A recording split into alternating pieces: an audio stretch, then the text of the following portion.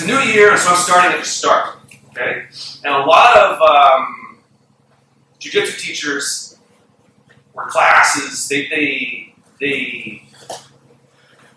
do not accurately determine when a fight starts. Right? And obviously it's different if you're on the beach and someone breaks a bottle of wine in your head, or you're in a tournament, you're at a club. Then it's, someone knifes you while you're talking to his girlfriend or something. But let's talk about tournaments, okay?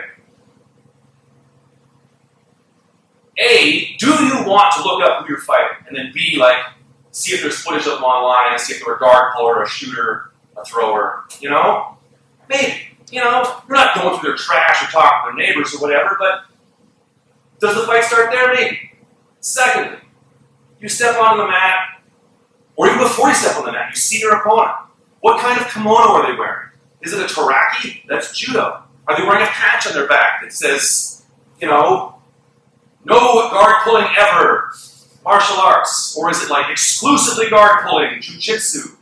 Does it say, on the back, does it say Tom's martial arts, jiu-jitsu, judo, kickboxing, sambo, tai chi? Because if we're doing all that, they're splitting the amount of time they're spending. You know what I mean? This person's potentially going to stick. You know what I mean? Or is it are you fighting a 10th planet guy who trains exclusively no-gi jiu-jitsu? You know what I mean? And probably, I don't know if he does takedowns. You see what I mean? That's point number one, right? Who are they? What are they wearing?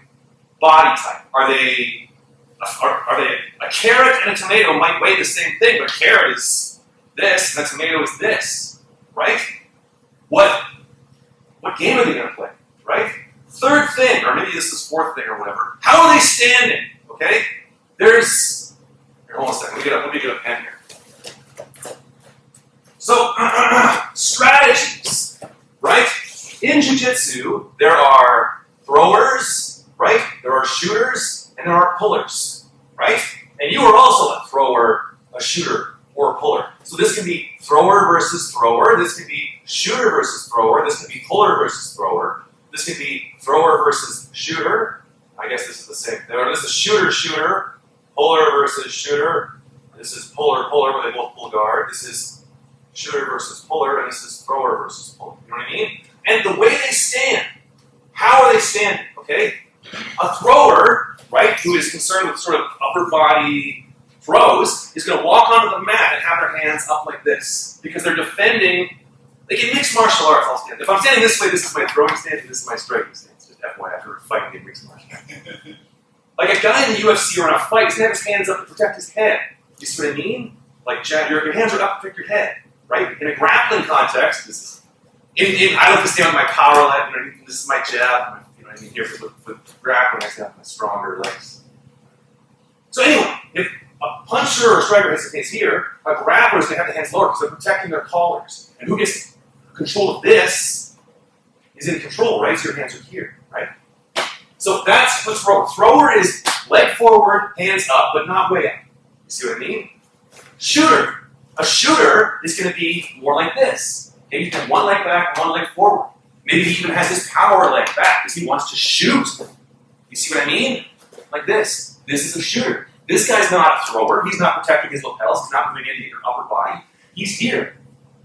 So if the referee is explaining the rules to you, and the guy's already here, if you see him warming up wearing wrestling shoes, he's got a cauliflower ear and the Olympic rings tattooed in his neck. You see what I mean? So, striker, right?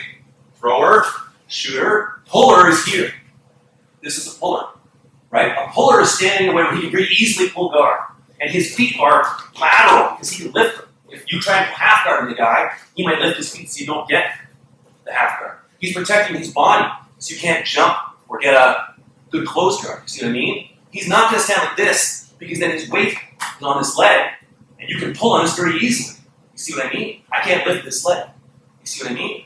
So, the fight starts with you look at your opponent, looking at what he's wearing, if he's got a patch, what does it say, who is he with, and how is he standing in his body type, but also how is he standing, okay? And then you have two options, right? You can sort of evaluate what is this guy's strategy going to be, and then you can, let's say he's walking on the mat, and he's clearly a thrower, right? He's got a taraki kimono on, you know he's from a judo club, right? You saw footage of him online wearing a judo brown belt. He's walking onto the mat wearing a white belt at the jiu-jitsu tournament because he's a white belt in jiu-jitsu, of course. You know what I mean? And you have a choice. Am I going to put his throws against mine, right?